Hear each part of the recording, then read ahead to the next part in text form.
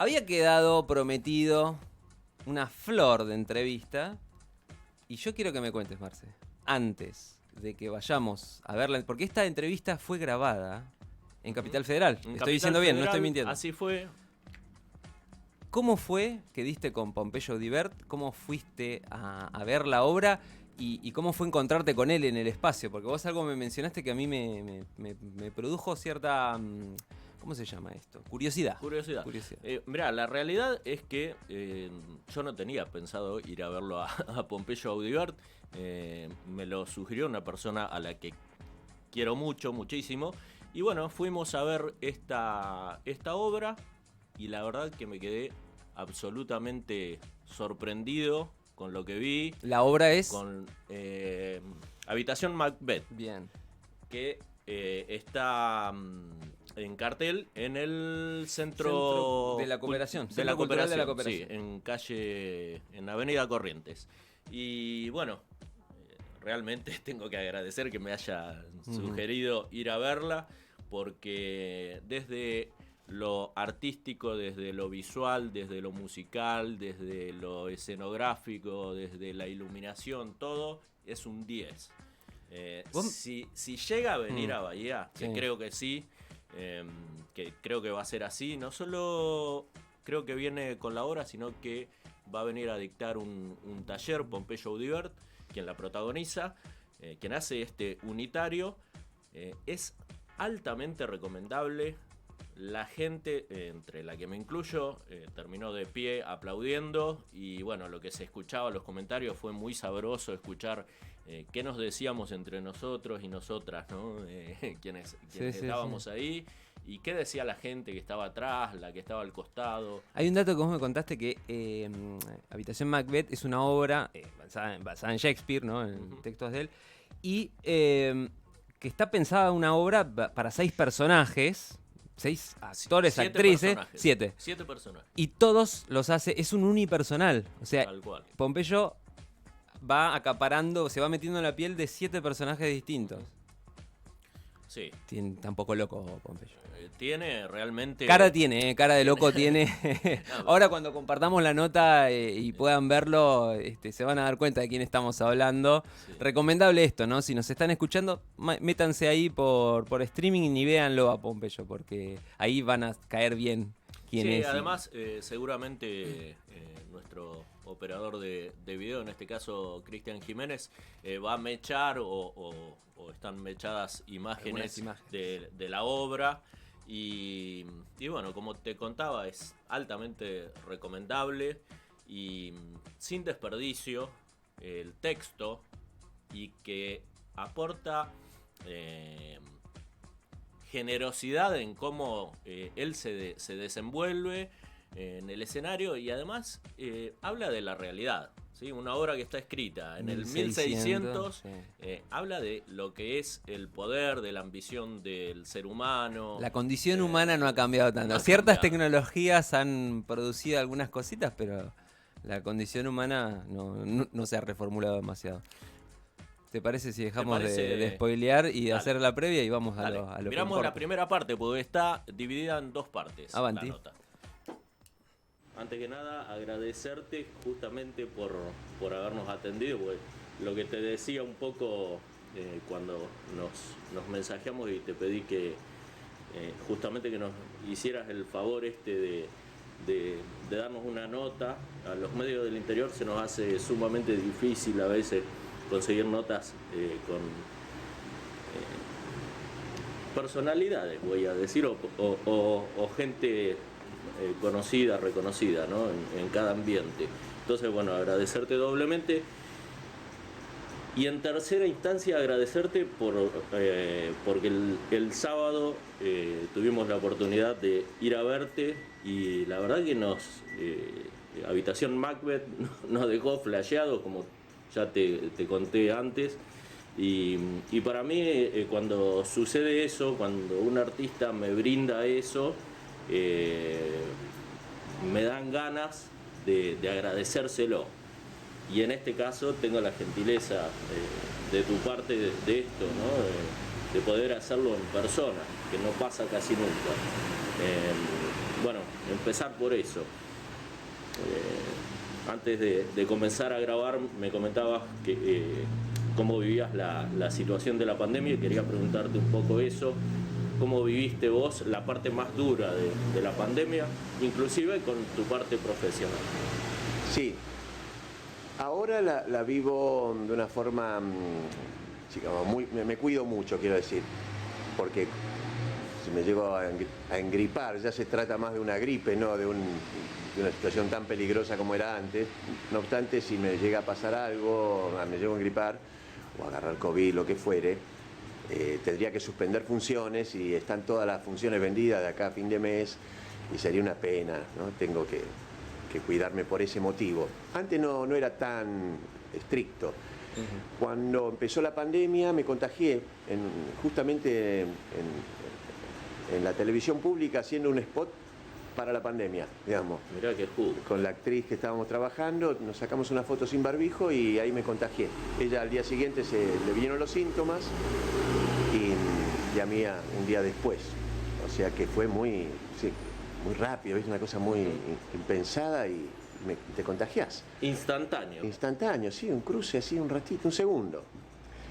Bueno, pero la pandemia finalmente para mí fue positiva en el sentido de que me permitió generar este espectáculo que no lo hubiera generado de otra manera. Quiero decir que yo estaba con ganas de hacer un trabajo por el estilo de un solo cuerpo habitado por toda una obra. Era una fantasía que yo ya tenía, pero que no me animaba a realizar porque de algún modo era un proyecto un poco desmesurado, sentía que era demasiado, no obstante tenía esa tendencia y esa fantasía, esas ganas de hacerlo. Y cuando llegó la pandemia y me reduje a mi casa de Mar del Sur, ahí en una playita pasando Miramar, en medio del campo, y a mi propio cuerpo como habitáculo teatral, y entré en ese estado de angustia de tener que estar clausurado, en esa introspección a la que fuimos sumidos todos, me empezó a aparecer de nuevo. Me di cuenta de que si no hacía algo me iba a deprimir, que me iba a caer. Entonces di rienda suelta a ese sueño de hacer un trabajo yo solo. Que de algún modo era retomar también mi propia identidad juvenil de actor cuando trabajaba en el Paracultural o en esos escenarios de emergencia que se abrieron al final de la dictadura y principio de la democracia, y todos subíamos y hacíamos monólogos y trabajos unipersonales. Entonces sentía que había algo revitalizador en ese propósito y en ese plan. Así que retomé una obra con la que yo venía trabajando ya en una adaptación, el Macbeth de Shakespeare, que yo ya lo venía trabajando en una versión para 5 actores, y dije, bueno, voy a trabajar sobre este material, lo voy a llevar a un solo actor. Tomé esa obra porque es una obra, como diría, una obra muy conocida, porque tramita cuestiones sobrenaturales y metafísicas. La trama de Macbeth está llena de espíritus, de intercepciones, de fuerzas de un orden dorsal, identitario, monstruosas, que aparecen y copan y abducen a este personaje. Su esposa, las brujas, también son parte de una fenomenología que lo rodea y que lo va dando vuelta. Entonces me parecía que era la obra ideal para llevar adelante mi propósito, que por otra parte hay que señalar que es un propósito que tiene que ver con poner de manifiesto también las fuerzas teatrales y las temáticas teatrales. El hecho de que un solo cuerpo esté habitado por una obra es de por sí ya un señalamiento al respecto de varias cuestiones que el teatro tramita. La idea de que la actuación es un fenómeno paranormal y sobrenatural, la idea de que en la actuación hay fuerzas de otra magnitud que se aparecen y que uno las roza, las presiente, las intuye, las vive de algún modo. la idea de que la actuación en general está clausurada por un solo personaje, este reemplazo de esta suspensión del yo para situar allí a un personaje ficcional, en general se queda corta, ya que la actuación da para más. Quiero decir, uno cuando actúa, aunque sea un solo personaje, se da cuenta que hay más espacio ahí, que hay otras dimensiones que pueden ser representadas. Entonces, me parece que esta operación teatral tiene de por sí, más allá del Macbeth de Shakespeare, sus propios propósitos y sus propias temáticas que son de una índole teatral, con la que yo vengo trabajando hace muchos años y que a mí me interesa muchísimo, y que tiene que ver con revelar o sondear cuestiones de identidad y de pertenencia a una escala extracotidiana, a un nivel metafísico. Entonces, perdón, sí. Que te corte ahí. ¿De identidad y pertenencia por parte de quién? ¿De quiénes somos nosotros? ¿Cuál es nuestra identidad verdadera? Yo creo que la identidad yoica es una identidad parásita, o en todo caso una identidad alienada. El yo no agota la identidad. La identidad es una estructura más vasta, más amplia, más llena de otredades, más poética en el sentido de la multiplicidad de sentidos y de signos que habitan en esa estructura presencial que somos. Lo mismo sucede con el frente histórico. La identidad histórica no es simplemente este campo alienado y ficcional. Quiero decir, la identidad es un nivel copado por la ficción histórica. Y nuestra pertenencia también a este plano de realidad es una pertenencia limitada. Digamos, nosotros pertenecemos, me parece, creo, profundamente, a una zona metafísica existencial, que es la que nos ha parido a esta ficción histórica o a este plano de realidad. Y el problema justamente es que la ficción que se ha construido en esta realidad, en este tiempo, ha copado la parada y ha anulado la conciencia al respecto de que nuestra identidad es más vasta, individual y colectiva, digo, y que por lo tanto el teatro o el arte en general se debe a ese señalamiento. Por eso digo que el propósito de Habitación Macbeth es un propósito teatral antes que ficcional. Lo que pasa es que después ese propósito teatral de sondear identidad y pertenencia a una escala extracotidiana necesita de una suerte de caballo de Troya para hacer esa operación.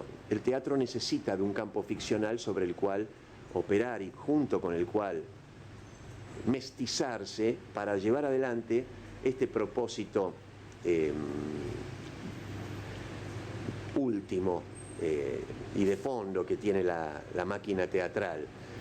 Lo que sucede es que hay obras que tienen una dimensión y una magnitud tan escandalosamente poética y metafísica como es la obra de Shakespeare o la tragedia griega o ciertos materiales, o Beckett, que son muy parientes de este propósito. Por eso son autores que han perdurado en el tiempo y que son universales, porque de algún modo tramitan ya de por sí esas ficciones el asunto teatral. Por eso son autores teatrales universales. Así que tomé esta obra de Shakespeare como vehículo para esta operación teatral.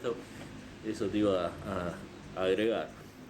Recién decías esto del caballo de Troya y yo en un momento me puse a pensar al mirar la obra, qué loco, mientras Pompeyo está ahí en el escenario, ¿a vos te gustaría desembarcar ese como caballo de Troya donde estamos nosotros los espectadores y no solo percibir qué nos dejaste vos con tu obra en el final cuando aplaudimos, sino estar como una especie de caballo de Troya justamente y escuchar lo que nosotros nos vamos diciendo, si vamos acompañados o si lo decimos solos, ¿no? Porque a veces uno cuando está maravillado con lo que está viendo también le sale expresarse. ¿Te gustaría eso, estar como caballo de Troya y escuchar, o en el final, a mí me pasó en el final escuchar a las mujeres que estaban atrás, o a la pareja que estaba al costado, o cuando hablábamos con... Sí, hay dos cuestiones que a mí me interesan del público. Básicamente y centralmente lo que más me atrae cuando sucede la obra es el silencio. Silencio ritual, absoluto, la concentración y la percepción que tengo de que el público está ahí con nosotros, con la obra, con nosotros, conmigo en este caso, pero con toda esta circunstancia teatral, ¿no? Y después me interesan los comentarios, por supuesto. Busco mucho, leo en Alternativa Teatral los comentarios del público y ahí me entero de ciertas traducciones que tiene ese impacto teatral en la gente. Me doy cuenta que en algunos casos no se puede expresar bien con palabras porque es difícil hablar de qué es lo que te conmovió. Uno a veces piensa que es la circunstancia de la obra, otra vez parece que es el virtuosismo del actor, cuando en realidad me parece que es una conmoción identitaria la que se produce. Uno siente, de algún modo, una empatía con un fenómeno sobrenatural, que es el de un tipo habitado por muchas entidades, por muchos seres. Un cuerpo habitación, un cuerpo inquilinato, donde hay una promiscuidad de cruces, de circunstancias, sujetada en este caso por la obra de Shakespeare, y en ese sentido no es locura, porque la locura de repente no tiene como un ordenador o un punto de anclaje o de encaje. En este caso sí, y eso es lo artístico. Entonces siento que la empatía tiene que ver con el fenómeno teatral, con realmente poder percibir que uno mismo también es un cuerpo habitación, con que la propia identidad personal de algún modo es uno de los tantos habitantes que se ha estabilizado ahí, que ha copado la parada del cuerpo, de la presencia y de la conciencia, pero que en realidad obtura otras formas propias de ser y otras facetas. Y eso me parece que es lo que debe señalar hoy el teatro. La relatividad del yo y la relatividad del frente histórico. Mejor dicho, la ficcionalidad del yo y la ficcionalidad del campo histórico, que creo que están relacionadas, que creo que la ficcionalidad del campo histórico es la que paraliza la vibración poética del yo y la vuelve ficcional también. Creo que para la jugada político-compulsiva, epiléptica, capitalista, hace falta la alienación de las identidades singulares. No es posible el capitalismo si no hay una alienación del ser individual. Y esa alienación se constituye a partir de algún modo de este concepto de la propiedad privada, del yo singularizado y recortado y desconectado de los otros, ¿no? Del individualismo extremo, del hedonismo, de la parálisis, del vacío existencial, de los cuerpos clausurados en esa mínima, minúscula identidad que dice ser y que en realidad es replicante de todo lo que los medios le venden o le dicen que debe ser, de esa necesidad compulsiva por la propiedad privada, de cuidarlo de uno, del otro como un enemigo. Entonces, en la medida en que se produce esa clausura ficcional del individuo, el capitalismo puede hacer su jugada siniestra y de abducción, ¿no? De todo lo que son esas fuerzas que quedan. ¿A dónde queda todo eso que no está ahí? Por eso se produce la locura, el crimen, la droga, todo eso que pasa como formas de salida, o también el arte, donde la gente va y de algún modo boquea un poco su perspectiva identitaria. Se pone el snorkel, ¿no? Claro. Se pone el snorkel para poder respirar algo puro. Recién me quedó dando vueltas la palabra virtuosismo y vos das clases acá en El Cuervo, que es un lugar, bueno, por lo poco que vimos, pero es un lugar con energía linda, clara.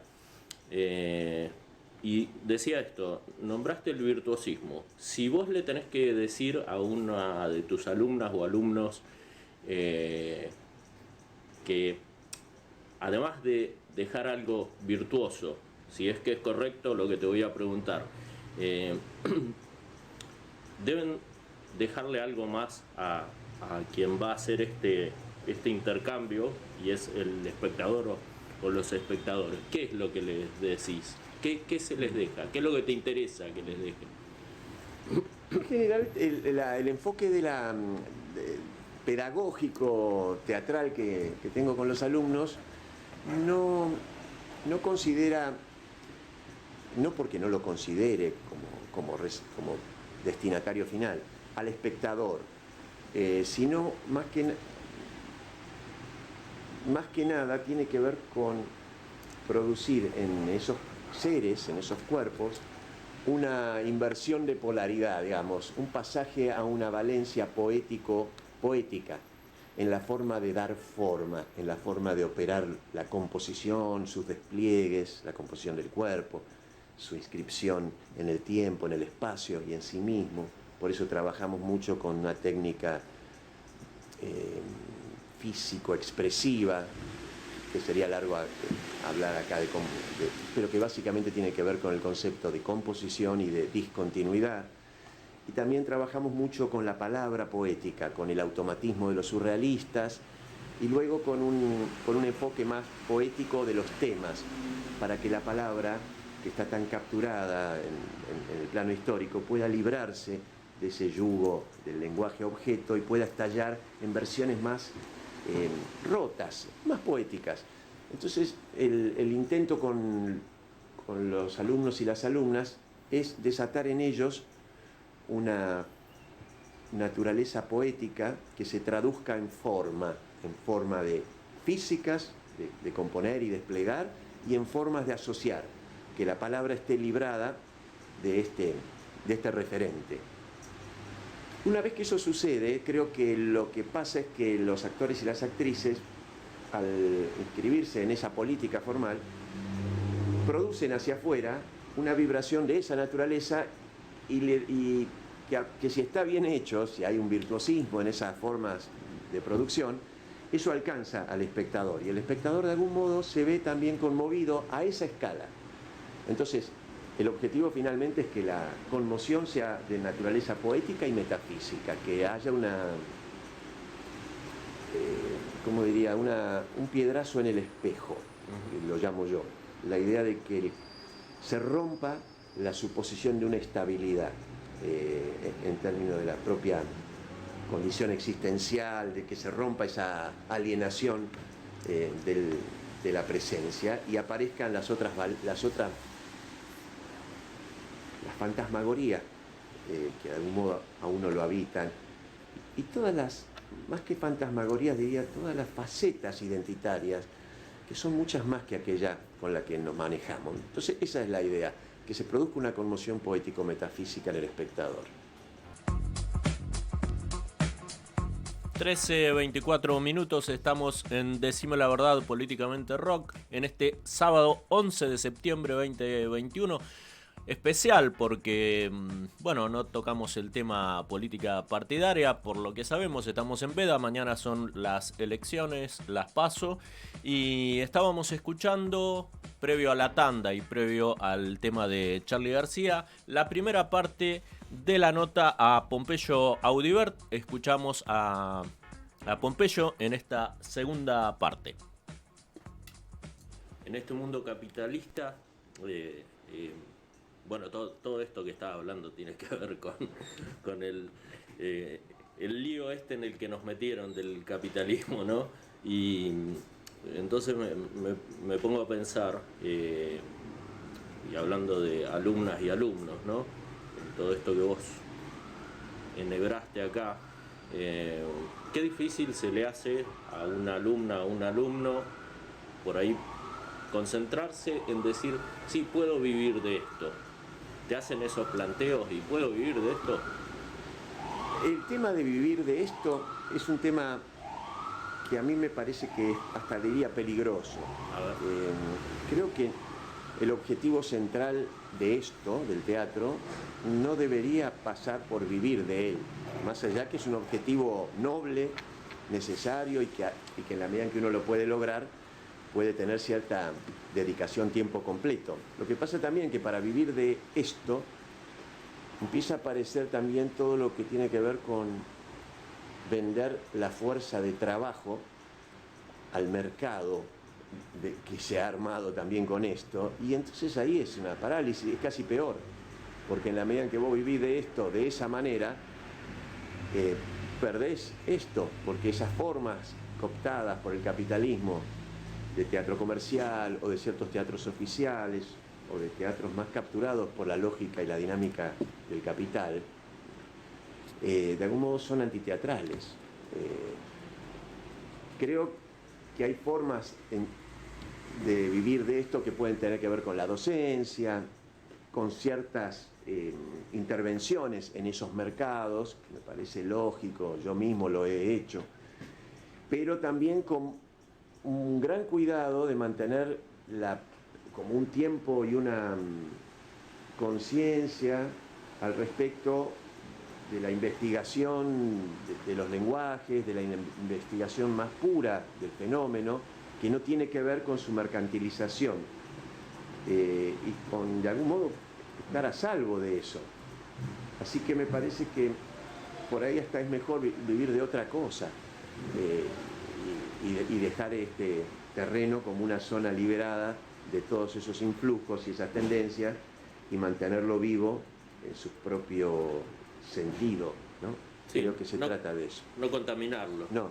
En mi caso, yo, por ejemplo, a veces vivo un poco de esto, pero de la boletería nunca viví, salvo ahora que me está yendo bien, pero en general, en todas las obras que yo hice, eso yo no vivía de ahí. Por suerte, tengo un interés y me gusta la cuestión pedagógica y viví siempre de las clases de teatro.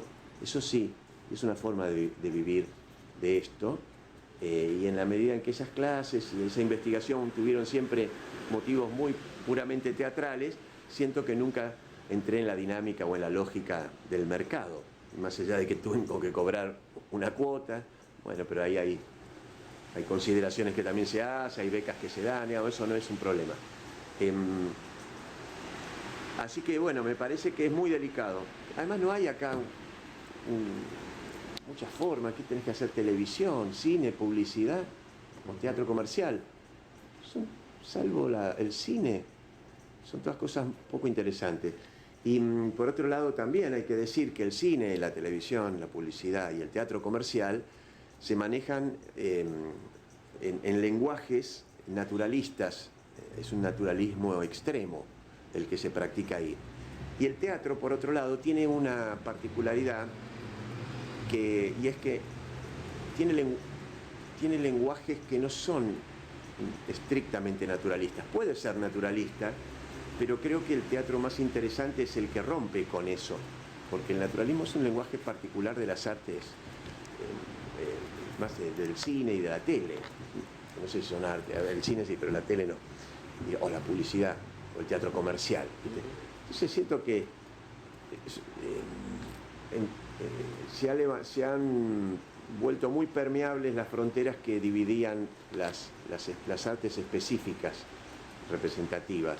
Antes el teatro tenía muchos límites con la tele y con la publicidad, no con el cine, porque el cine siempre fue un lenguaje artístico interesante, pero tenía sus lenguajes más propios. Nosotros venimos del sainete, del circo criollo, del grotesco, lenguajes teatrales puros que hemos heredado y que tienen que de algún modo revitalizarse y reconstituirse en nuevas síntesis en nuestros cuerpos. Es una herencia extraordinaria y muy particular. Entonces creo que se trata también de eso, de no perder la identidad de los lenguajes propios. Te corro por un momento del teatro y de Habitación Macbeth y bueno, después vuelvo por otro momento, así puedo ir hacia el final de la nota, pero vos laburaste de otras cosas y entre esas cosas trabajaste con Jorge Michel, ¿verdad? Ah, sí. El escultor Jorge Sí, Michel. sí. Bueno, te quería preguntar que estábamos hablando de docencia, de maestros, Eh, Vos lo nombraste en alguna oportunidad a él como uno de los mejores escultores de Argentina. ¿Cómo fue laburar con él? ¿Qué te dejó? ¿Y qué hacías con él? Bueno, Jorge Michel fue central en mi vida, en muchos sentidos. Fue un maestro de humanidad y de arte. Mi padre me conectó con él, era amigo de mi padre, y cuando mi padre decidió liquidar la imprenta que tenía y dedicarse por completo a la acuarela y al grabado, y yo laburaba con él en la imprenta, me conectó con él y le dijo a él si no me quería llevar de ayudante. Yo tendría 23 años, por ahí. Sí, 23 años. Y entonces Jorge me contrató de ayudante, yo era su ayudante, en un taller que tenía en Barracas, que era una maravilla, un galpón gigantesco donde él trabajaba esas piezas hermosas que hacía en piedra, en madera. Era un escultor singularísimo, exquisito. Y toda la personalidad de él fue muy influyente para mí. Él era un irreverente absoluto, una persona sumamente antisistema, y a mí me fascinaba eso. Yo estaba encantado con él. Él promovía, me alentaba a buscar como mis centros creativos y artísticos, pero no lo hacía de una forma directa, lo hacía de una forma ejemplar, digamos, con su ser, o con conversaciones de todo tipo que uno tenía con él, donde a mí me iban cayendo fichas todo el tiempo. Era un modelo para mí. Estuve 3 años laburando con él, todos los días pasamos incluso juntos las fiestas, porque él armaba unas grandes jodas ahí en su taller. Venían otros escultores, amigos de él, que eran gente hermosa. Yo sentía una pertenencia absoluta a ese ser y a ese taller. Así que sí, siento que él me despertó como una personalidad artística y una afirmación en ciertas tendencias que ya habitaban en mí, vinculadas al rechazo a lo establecido. Él se cagaba en todo, ¿no? Me encantaba cómo hablaba de los conceptos más imperantes, de las zonas de dominio, de la cultura, de todo eso, y él tiraba todo eso abajo y erigía otras cosas, ¿viste? Él hablaba por otro lado, eso me fascinó. Lo mismo me pasó con Ricardo Bartiz, ya en un sentido más teatral, cuando fui a estudiar con él en esa misma época, también, que era lo mismo, ¿no? Pero Jorge Michel era un artista, un escultor, y Bartiz era un director. Y ambos fueron claves para mí, como diría, me alentaron, fueron un gran aliento y me promovieron una visión más rebelde que yo ya traía conmigo, pero que era más temerosa de expresarse. Entonces produjeron como una aceleración en mi proceso de aprendizaje. Yo rápidamente entendí cosas que si no me hubieran llevado muchísimo tiempo a entender, y no tuve miedo rápidamente del mundo tal cual se presentaba, ¿no? De todos los límites, y no me inscribí en ninguna corriente formal clásica, me corrí de todo eso, hice mi propia investigación y rápidamente encontré respuestas, perspectivas y posiciones que estaban de algún modo esperándome y que yo tenía que alcanzar, pero tenía que formarme para eso, y ellos fueron mis maestros. Claro, con los cálculos que saco, un irreverente recién vuelta a la democracia sería, sí, era sí, Jorge. Sí. En la época de Jorge estaba la dictadura todavía, claro, y estaba cambiando todo, me acuerdo. Claro. Sí, yo me iba de ahí a las marchas que había. Claro. Bueno, súper interesante todo, porque es un ir y venir por ni más ni menos lo que es la historia, la última historia argentina, ¿no? Tal cual, sí. Bueno, y recién nombraste esto, que el otro trabajo que tuviste, el de la imprenta, ¿no? La imprenta que tenía tu viejo. Sí. Y aprovecho a volver a Habitación Macbeth y quería preguntarte si es más difícil el acomodar los tipos, porque supongo que en esa época se acomodaban los tipos, ¿verdad? Acomodar los tipos o meter los 7 personajes en un Pompeyo. Difíciles son las dos cosas. Lo que pasa es que meter los 7 personajes en uno es lo gozoso, es otra cosa. La imprenta es un trabajo duro, metódico, alienante. Es alienante. Sí, sin horizonte. En un momento, yo me acuerdo, tenía una pequeña imprentita cuando mi viejo decidió liquidar la suya, y entre que ya me iba para el lado de Michel, y yo miraba por la vidriera la imprenta y pensaba, ¿cuándo terminará esto? Digo, no quiero seguir acá. Me acuerdo mucho de ese pensamiento de la imprenta como una esclavitud, como un destino que no quería, ¿viste? Hasta que apareció un día en esa imprenta de visita un amigo mío, Carlos Vigiano, con su bandoneón que se acababa de comprar. Empezó a tocar el bandoneón y se me ocurrió hacer un número con él. Y con ese número salió después Postales Argentinas, con Bartiz, y de ahí salí al teatro para siempre. O sea que la imprenta fue un lugar también de espera y de intensificación de una necesidad de salir. Así como el mono ese en el cuento de Kafka quiere salir de la jaula, y yo quería salir de la imprenta. Yo era un mono de imprenta y quería salir y transformarme en un actor.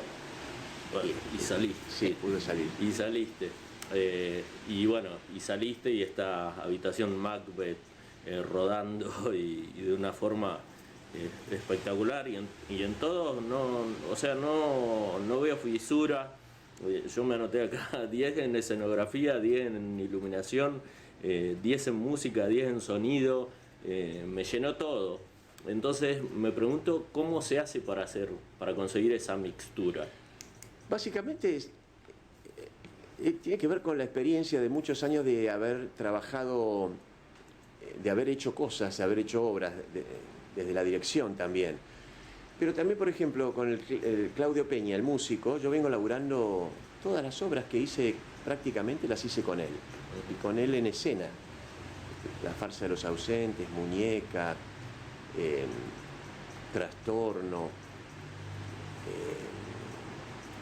Había otra más que... La fuerza de la costumbre. Él siempre está conmigo trabajando. La señora Macbeth. O sea, que en dirección... Yo vengo laburando mucho con él. O sea, con él tengo una familiaridad absoluta, ya me es muy natural. De hecho, Habitación Macbeth, como la hicimos en la pandemia, la ensayamos en la pandemia, yo me iba hasta el estudio de él y la ensayé en el estudio de él, en ese lugar que tiene en Chacarita, que se llama Cello Club.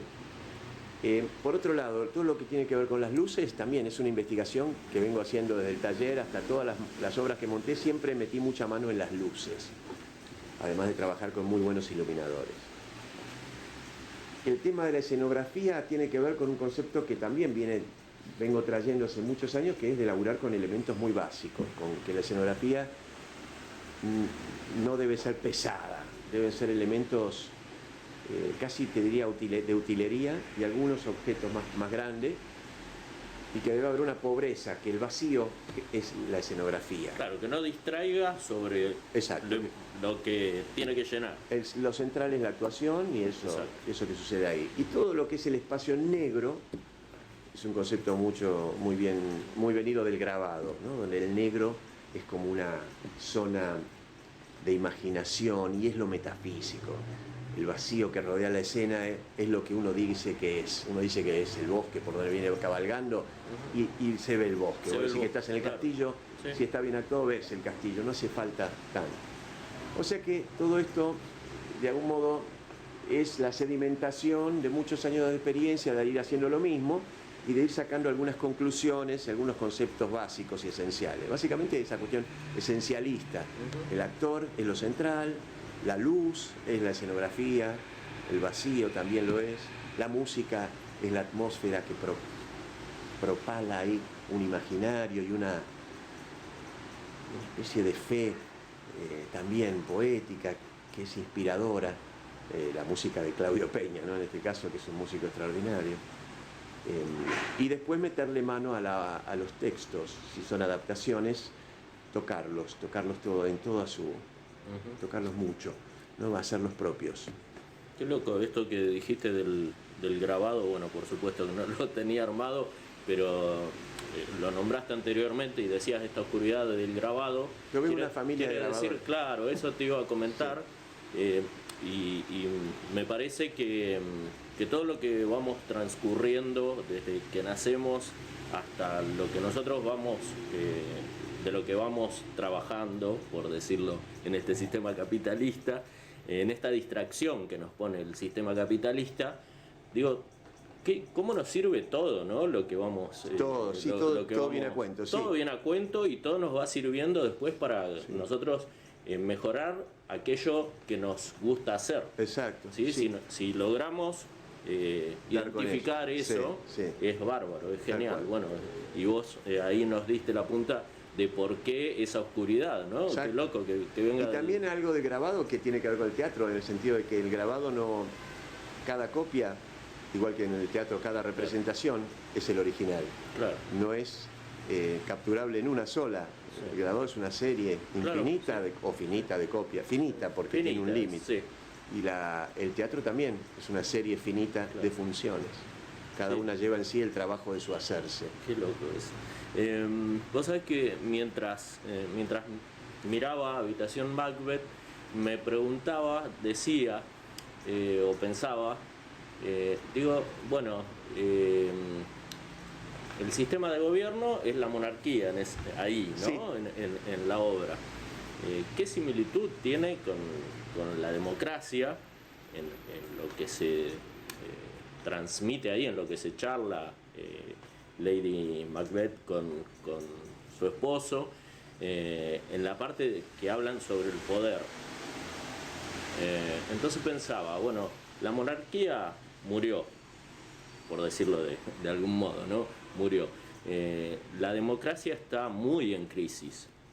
¿Crees que se salva la democracia y que es el sistema que deberíamos tener? Sí, creo en las cuestiones democráticas como cuestión de base.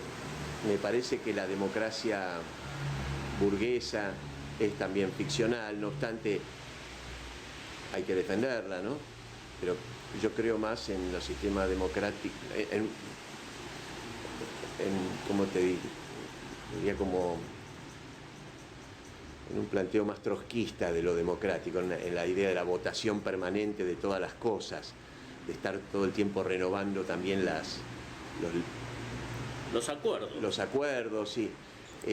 No obstante, veo que hay algo que tiene que ver con la naturaleza humana que siempre va como se va a la banquina, digamos, que es difícil sostener esos campos de idealidad democrática y caemos en estas zonas medio pseudo democráticas o de esta ficción en donde donde está todo medio paralizado y uno vota cada tanto y todo el ejercicio democrático se vuelve muy ocasional.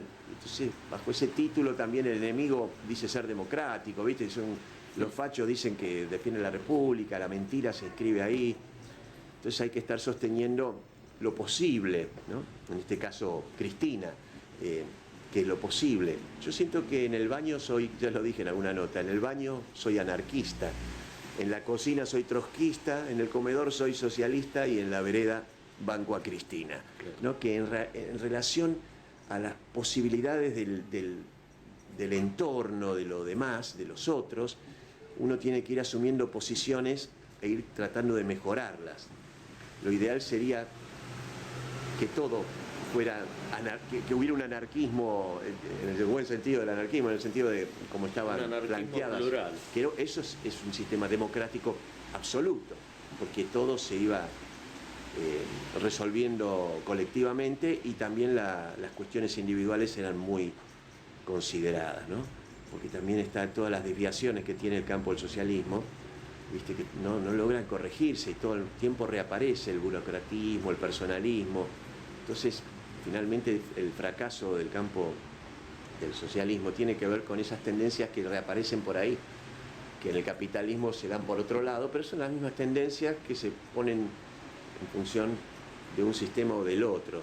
Entonces falta terminar de resolver esa encrucijada que creo que tiene que ver con un cambio más espiritual y más individual de los seres, con una conciencia que también es colectiva, que tiene que aparecer y que es de naturaleza poética. Yo creo que el marxismo, por ejemplo, debería plantearse que la liberación a la que aspira como superobjetivo es la liberación poética de los seres, la irrupción de una naturaleza poética social e individual como superobjetivo, más que el de la igualdad, que es un objetivo de paso, que no es central. Que si no se señala que el verdadero objetivo de una revolución es liberar las fuerzas poéticas individuales y colectivas, es una pérdida de tiempo y no produce ningún tipo de empatía, porque no me parece que sea, quiero decir, el relacionar todo con todo, además de una técnica marxista, es una técnica teatral. Y de algún modo el sentimiento que produce la aspiración de igualdad que el marxismo o el socialismo representa, es un sentimiento de otredad, de naturaleza poética. No veo por qué no se lo cita o nombra como superobjetivo. Creo que el fracaso de la izquierda en concitar unidad y atractivo tiene que ver con no estar diciéndolo, con no estar hablando al respecto de su propia naturaleza de sentimiento, que es poética, y quedarse enredada en una habladuría vinculada al enemigo y a toda la discusión con él. El capitalismo justamente impone también una agenda que paraliza la verdadera identidad de nuestra fe política, que es poética. Entonces me parece que ahí hay un problema. Por eso, mientras tanto, prefiero bancar a Cristina, que es como la tendencia, porque ella dice que la patria es el otro, y eso me parece una asociación político-poética muy importante de establecer y afirmar para que la perspectiva más revolucionaria comience a instalarse. Me spoileaste el cierre, porque te iba a decir justamente que lo poético de esto es, y no solo lo poético, considero que lo natural debería ser justamente pensar en la otra y en el otro. Claro, tal cual. Así que bueno, claro. Pompeyo, muchísimas gracias. Gracias.